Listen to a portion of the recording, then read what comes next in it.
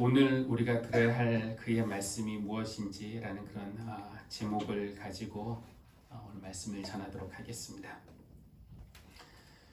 안정적인 국면으로 접어들 줄 알았던 코로나19 바이러스가 지난주 대구, 경북 중심으로 다시 이제 확산되면서 전국적으로 이제 퍼졌죠. 그래서 전국적인 불안감과 긴장감이 더 고조되었습니다. 치사율은 낮은 편이라고 하지만 그래도 방금 뉴스를 보니까 4번째 사망자가 나온 것 같고요. 말씀을 준비할 때만 해도 2명이었는데 그리고 또 이제 전염성도 강한 편이고요. 아직 치료제도 없어서 불안과 또 두려움은 가시지 않고 있습니다. 그로 인해서 사람들의 활동이 위축되고 또 많은 모임들이 취소되고 가게들이 문을 닫고 하면서 우리나라에 끼치는 그런 경제적인 타격도 작지 않습니다. 이것 또한 언젠가는 지나가겠죠. 만약에 우리가 가까운 미래를 내다볼 수 있고 그 미래에 코로나19 바이러스가 완전히 이것과 관련된 사태가 완전히 해결된다는 것을 우리가 안다면은 그러면은 오늘을 사는 우리의 모습은 많이 달라질 겁니다. 다만 우리가 미래를 못 내다봐서 문제고 또 본다고 한들 이 사태가 잘 해결되는 쪽일지 아니면은 더 큰 재앙으로 번질지 모른다는 것이 문제라면은 문제라고 하겠습니다. 이번 코로나 사태뿐만 아니라 모든 시련들이 다 그렇겠죠. 끝의 결과가 좋은 것만 확실하다면은 오늘의 시련쯤이야 이것이 힘들어도 우리가 넉넉히 이겨낼 수 있을 겁니다. 아마 예수님이 이것을 가르쳐 주시기 위해서 베드로와 야고보와 요한을 따로 데리고서 높은 산에 올라가신 것은 아니었을까? 거기에서 미래를 살짝 미리 보여주신 것은 아니었을까라는 그런 생각을 하게 됩니다. 그럼 요한계시록에도 이것과 비슷한 구조가 있는데 박해가 심했던 그 로마 제국에서 소수의 기독교인들은 하루하루를 두려움과 공포 속에서 살아갔어요. 믿음을 그 당시에 지킨다는 것이 목숨을 건 일이었습니다. 요한계시록에 보면 7교회가 나오고 7교회가 편지를 받게 되죠. 그 내용은 각 교회마다 조금씩 차이가 있지만 공통적인 메시지는 무엇입니까? 지금의 박해 속에서도 믿음을 잃지 말고 버리지 말고 끝까지 이겨내라 라는 그런 격려의 말씀이었습니다. 그러나 그게 어디 쉬운가요? 말씀으로 그렇게 듣는다고 그렇게 쉽지만은 않죠. 근데 조금 있으면은 그들은 끔찍한 재앙이 일어나는 것을 볼 겁니다. 7 봉인이 하나씩 떼어질 때마다 세상은 지진, 기근, 전쟁, 전염 등으로 사람들이 죽어가는 것을 볼 것입니다. 그 재앙들 안에 있으면 무섭고 두렵고 떨리는 것이 당연합니다. 그런데 이런 재앙들이 일어나기 전에 요한은 하늘에서 벌어지는 천상의 예배 그 장면을 믿는 사람들에게 미리 살짝 보여줘요. 그것이 4장과 요한계시록 4장과 5장에 나오는 것인데 거기에 의하면은 말로 형언할 수 없는 아름다운 하늘이 펼쳐지고 높으신 보좌 위에 앉아 계신 분이 계시고 또 거기에 어린 양이 계십니다. 그리고 그 주위에 있던 하늘의 천사들과 온 성도들이 하나님을 찬양합니다. 앞으로 하나씩 떼어질 그 봉인이 이게 그냥 마구잡이로 일어나는 것이 아니라 하나님의 주도하에 계획이 있어요. 그리고 하나님의 주도하에 일어나는 일이고 이 재앙들이 믿는 사람들의 임할 시련이 아니라 박해하는 사람들의 임할 심판이라는 것이 알려지게 됩니다. 그러니까 그것을 보고 있으니까 믿는 사람들은 마음이 놓이게 되는 거죠. 그래서 하늘과 땅 위와 땅 아래와 바다에 있는 모든 피조물들이 함께 찬양을 하는 겁니다. 보좌에 앉으신 분, 하나님이죠. 보좌에 앉으신 분과 어린 양께서는 찬양과 존귀와 영광과 권능을 영원무궁하도록 받으십시오 하는 그런 내용의 찬양을 드리는 겁니다. 미래에 있을 하늘의 예배, 최후의 승리를 축하하고 기념하는 그 예배를 지금 우리에게 미리 살짝 보여주는 겁니다. 이렇게 모든 일이 하나님의 주도하에 진행되고 이렇게 영광스럽게 마무리될 것이라는 것을 본 사람들, 그런 비전을 본 사람들은 당장 다가올 시련을 넉넉히 이겨낼 수 있는 힘을 가지게 되는 것입니다. 그렇죠? 이거 끝나면 끝이 어떻게 될 줄 알기 때문에 그렇습니다. 이제 곧 십자가의 길을 가실 예수님은 제자들에게 곧 있을 괴롭고 힘든 시간을 이겨낼 수 있는 힘을 주시기를 원했던 겁니다. 그래서 베드로, 야고보, 요한 이 세 명을 데리고 따로 높은 산에 올라가셨어요. 그리고 그들이 보는 앞에서 변화하셨는데 때로는 말로 표현하기 어려운 것들이 있잖아요. 이 세상의 것에서 다른 세상의 것으로 변화하셨는데 어떻게 이 세상의 언어로 그것을 표현할 수 있겠습니까?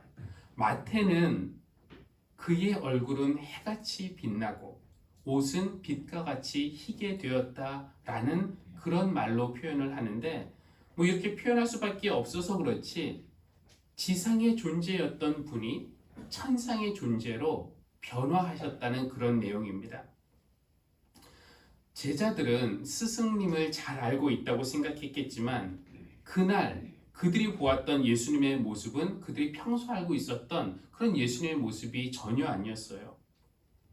여러분도 혹시 알고 있던 사람이 새롭게 다르게 보였던 그런 적이 있으십니까?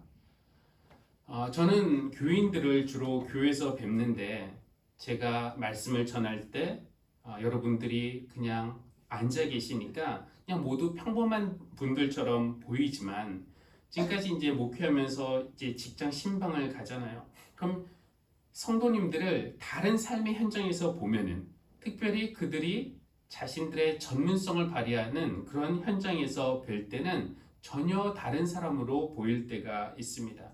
그냥 한 명의 교인으로 보였던 분이 예술가로서 작품을 만들고 있는 그런 현장, 의사로서 사람을 고치고 있는 현장, 법률가로서 법원에서 일하는 현장, 기술가로서 기계를 다루는 현장, 교사로서 가르치는 현장, 그런 곳에서 교인들을 만날 때 그들의 숨겨진 어떤 본래 모습을 보는 것 같아서 내가 몰랐던 저런 면이 있었구나, 본 모습을 보는 것 같아서 대단하게 여겨지기도 합니다.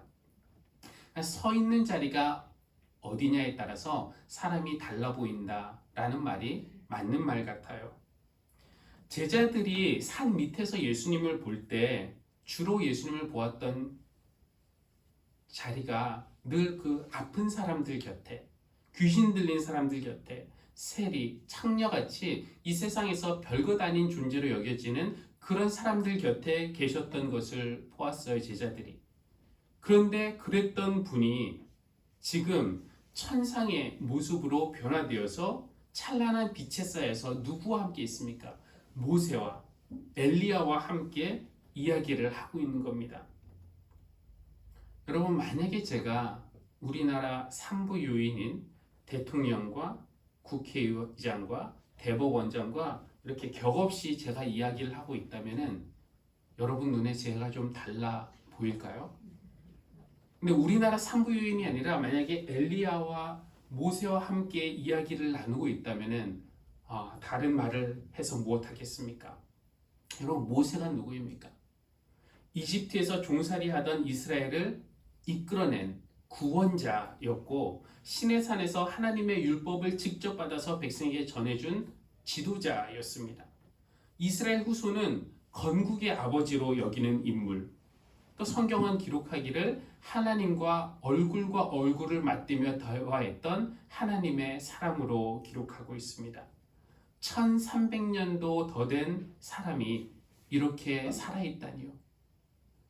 죽어서 하나님 품에 있어야 그분이 이 땅에 내려와서 예수님과 대화하고 있다니요. 또 엘리야는 누구입니까? 하나님이 이 땅에 보내신 많은 예언자들 중에 한 명이지만 엘리야에게는 특별한 점이 몇 가지 있는데 두 가지만 말하면은 엘리야는 갈멜산에서 바알의 선지자들과 대결한 것으로 유명하죠. 그래서 이스라엘이 하나님을 배반하고 우상을 숭배했던 그때의 그 시기에 참된 예배를 회복했던 예언자로 알려져 있습니다. 또 이 엘리야가 특별한 것은 그가 죽음을 맛보지 않고 회오리 바람에 이끌려서 하늘로 들려 올려졌다는 사실입니다. 그래서 후대 사람들은 앞으로 하나님이 메시아를 보내실 텐데 메시아가 오시기 전에 죽음을 맛보지 않고 올라갔던 그 엘리야가 다시 와서 예배를 회복하고 또 메시아의 오심을 준비할 것이라는 기대를 가지고 있었어요. 1300년 전 사람이었던 모세, 그리고 800년 전 사람이었던 엘리야, 베드로와 야고보와 요한 이 세 제자들은 지금 그들이 엄연히 살아있다는 것을 본 것이고 또 예수님과 함께 대화 중인 것을 본 겁니다. 유대인들에게 가장 중요한 것을 말하라 그러면은 그들의 경전인데 그 중에서도 특별히 토라, 율법, 그리고 예언서인데 모세는 율법을 대표하는 인물, 엘리야는 예언서를 대표하는 그런 인물이죠. 그러니까 모세 율법에도 메시아의 오심을 언급하는 말씀이 있고 예언서에는 마지막 때 메시아의 오심을 종종 예언을 했죠. 그러니까 율법과 예언서를 각각 대표하는 모세와 엘리야가 나타나서 예수님과 함께 이야기를 했다는 그 모습은 바로 예수님이 율법이 언급하고 예언서가 예언한 그 메시아라는 것을 증언하는 것이 아니고 무엇이겠습니까? 모세와 엘리야와 예수님이 모여서 무슨 이야기를 나눴을까요? 성경은 그들이 더불어 말을 나누었다라는 이야기는 하고 있지만 어떤 이야기를 했는지는 우리에게 알려주지 않습니다. 여러분, 이 세상에 이 땅의 지도자들이 모이면은 무슨 이야기를 하는지 우리는 잘 모르잖아요. 세계 지도자들이 공개 자리가 아니라 비공개 회의로 모일 때 무슨 이야기를 나누는지 우리는 모릅니다. 한 나라의 권력자들이 밀실에 모여 있을 때 어떤 이야기를 나누는지, 1%의 재력가들이 재벌들이 그들만의 파티를 열 때 그들이 어떤 이야기를 하는지 우리는 모릅니다. 제 이야기를 할 리는 없어요. 그렇죠?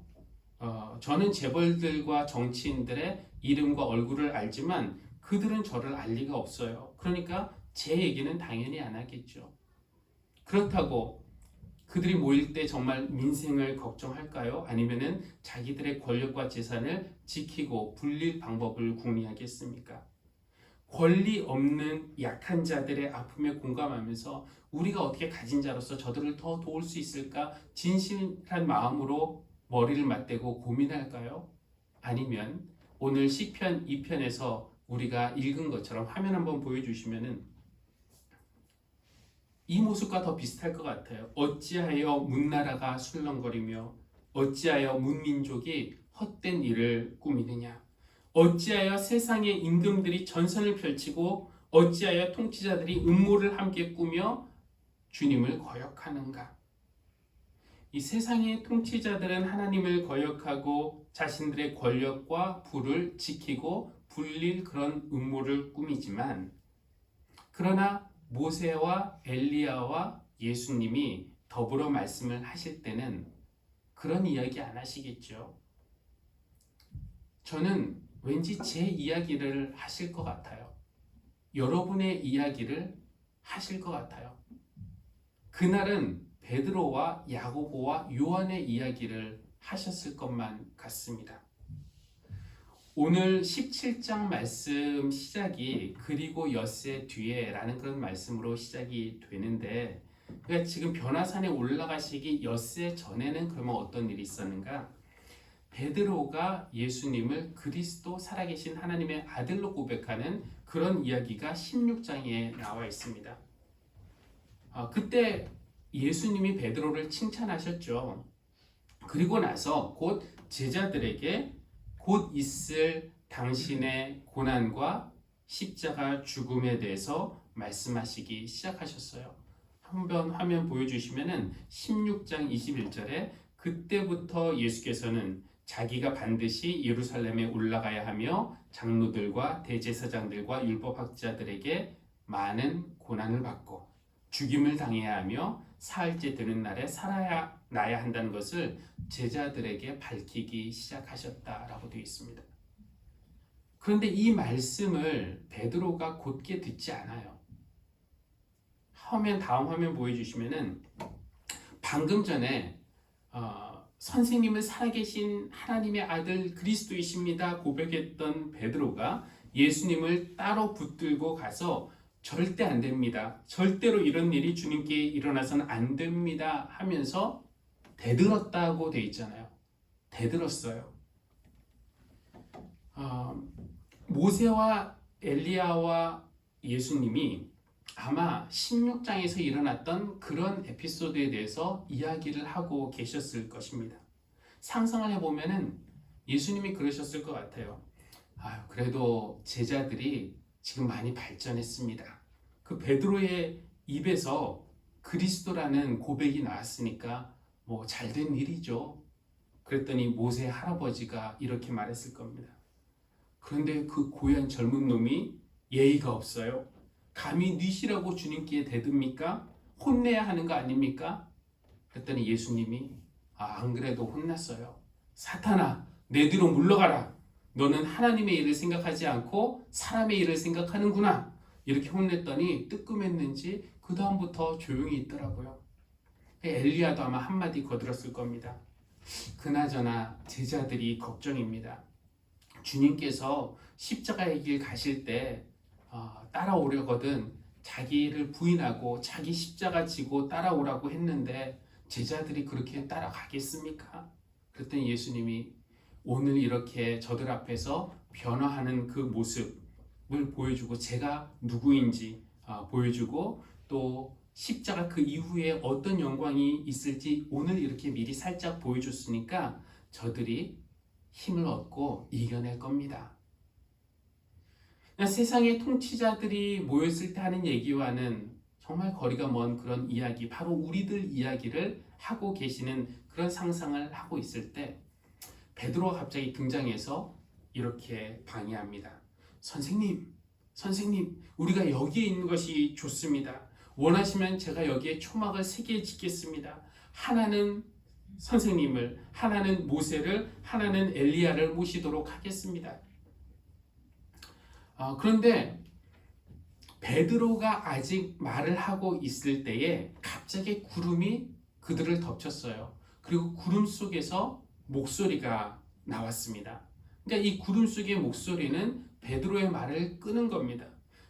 아직 베드로가 말을 하고 있는데 구름 속에서 목소리가 나와서 베드로의 말을 끊었어요. 아마 베드로가 말이 좀 많은 스타일이어서 그랬을까요? 이 말을 많이 하면은 좋은 말도 하지만 때로는 하지 말아야 할 그런 말도 하기도 하죠. 주님은 그리스도이십니다. 살아계신 하나님의 아들이십니다. 라는 말을 하기도 했지만 같은 입으로 주님의 말씀에 반대하며 절대 이런 일이 일어나서는 안 됩니다. 대들기도 했습니다.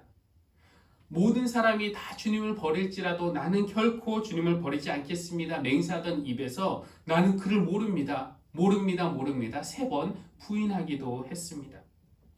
그러니까 베드로는 말을 줄이려고 더 많이 들어야 합니다. 그런데 구름 속에서 나온 목소리가 바로 그렇게 말하고 있었어요. 화면 보여주시면은 구름 속에서 이는 내 사랑하는 아들이다. 나는 그를 좋아한다. 너희는 그의 말을 들어라. 베드로와 야고보와 요한에게 예수님의 무슨 말씀을 구체적으로 들으라고 하는 것이겠습니까? 바로 전장에서 예수님이 말씀하셨지만 제자들이 곧게 듣지 않았던 바로 그 말씀 아니겠습니까? 예수님이 오늘처럼 이런 영광의 모습으로 변하실 것이지만 먼저 많은 고난을 받고 죽임을 당하고 사흘 만에 부활한 후에야 이 일이 이루어질 것이라는 그 말씀. 그 십자가의 길을 따라가려거든 자기를 부인하고 자기 십자가를 지고 따라오라는 말씀. 그것이 목숨을 잃는 것처럼 보이지만 사실은 그것이 진실로 목숨을 찾는 것이라는 그 말씀, 그런 예수님의 말씀을 우리가 들을 필요가 있습니다. 그런데 들음만으로는 부족한가요? 예수님은 미래에 있을 일을 미리 그들에게 보여주시기도 하시는 겁니다. 십자가 죽음 후에 부활이 있다. 부활의 영광이 있다. 이것을 말씀으로만 알려주시는 것이 아니라 지금 실제로 제자들에게 이런 영광이 있을 것이라는 것을 미리 빛의 광채로 보여주신 겁니다. 그리고 제자들이 들어야 할 말씀이 한 가지가 더 있어요. 7절인데 화면에 나와 있습니다. 예수께서 가까이 오셔서 그들에게 손을 대시고 말씀하셨다. 일어나거라, 두려워하지 말아라. 제자들은 지금 두려웠습니다. 예수님이 곧 고난 받으신다는 것, 죽임 당하신다는 그 말씀도 두려웠고, 자기들도 십자가를 지고 따라가야 된다는 그 말씀도 두려웠고, 믿기지 않은 일들이 지금 눈앞에서 벌어지는 일도 무서웠고, 너희는 그의 목소리를 들어라 라는 그런 음성이 들린다는 것도 두려웠습니다. 그런데 두려워해서 벌벌 떠는 그들에게 예수님이 가까이 오셔서 손을 대셨어요. 이 천상의 존재였지만 육신을 입으신 예수님이셨기에 손으로 우리를 만지실 수 있는 그분입니다. 어떤 손입니까? 나병 환자의 몸을 깨끗하게 고쳐주셨던 그 따뜻한 손. 베드로의 장모님의 열병을 쫓아내고 일으켜주셨던 그 능력의 손. 눈먼 사람의 눈을 만지면서 고쳐주셨던 그 치유의 손으로 제자들의 되셨어요. 그러면서 하시는 말씀이 일어나거라, 두려워하지 말아라. 그 음성도 우리가 들어야 할 말씀인 겁니다. 이제 교회는 빛의 시간이었던 주연절에서 어둠의 시간인 사순절로 이동하게 됩니다. 다가오는 수요일은 제의 수요일인데 사순절의 시작을 알리는 그런 수요일입니다. 이제 수요일부터 40일 동안, 사순절 40일 동안 빛보다는 제의 수요일인데 그리고 우리의 죄, 그것이 우리의 신앙의 길을 가는 데 있어서 초점이 될 것입니다. 우리가 주로 듣는 말도 축복과 칭찬의 말보다는 자기를 부인하고 자기 십자가를 지고 예수님을 따라야 한다는 그런 부담스러운 말을 우리가 더 자주 듣게 될 것입니다. 십자가를 지신 예수님을 따라가는 이 사순절 기간에 우리는 그의 말씀을 들어야 합니다. 주님을 따르는 길은 영광의 길이지만 먼저 십자가를 지고 가야 한다는 것. 십자가를 지고 가는 것이 부담이고 어렵고 힘든 일이고 목숨을 잃는 일 같지만 사실은 그것이 진실로 목숨을 찾는 길이라는 말씀을 우리가 들어야 하고요. 그리고 그럴 때 두려워하는 우리에게 다가와 손을 대시면서 일어나거라, 두려워하지 말아라, 그 말씀도 우리가 들어야 합니다. 우리가 가는 길이 비록 태산을 넘는 길, 험곡을 갖는 길 같더라도 그 말씀을 우리가 마음에 간직한다면, 또 오늘 우리가 보았던 하늘의 영광의 모습을 믿음의 눈으로 계속 바라보면서 걸어간다면 우리는 어떤 어려움에도 좌절하지 않고 찬송가 가사처럼 할렐루야를 힘차게 부르면서 사순절의 순례의 길 갈 수 있을 줄 믿습니다. 올해 사순절 기간이 여러분이 주님을 인격적으로 만나고 알아가고 더 가까이 동행하시는 그런 귀한 기간이 되기를 주님의 이름으로 축복합니다.